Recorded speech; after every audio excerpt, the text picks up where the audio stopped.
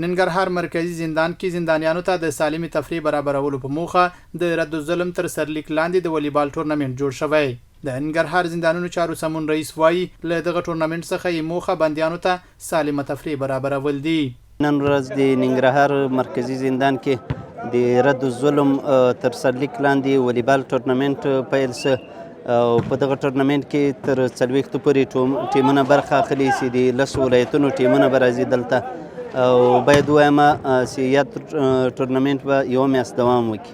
هدف له داسې ټورنمنټونو نه او داسې ورزشي برنامو نه هغه د بندیانو لپاره تفریح او ساتیرۍ ده تر څو بندیان خوشحاله وساتل شي دلته او داسې احساس ونه کړي چې په بند کې دي.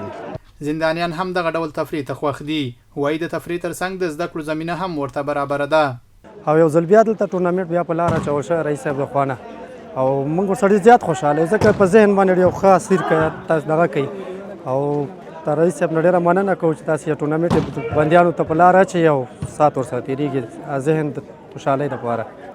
او زه د اسلامي امارت د مشرتابه نه ډېر زیات مننه کوم بالخصوص د ننګرهار ولایت د رئیس صاحب څخه چې موږ بندیانو ته دغسې زمینه مساعد کړی چې په دې زندان کې لوبه وکړو او خپل ورزش ته دوام ورکړو او د نور بندیانو لپاره د یو ساتیرۍ زمینه مساعده کړي. د یادونې ده چې د ننګرهار په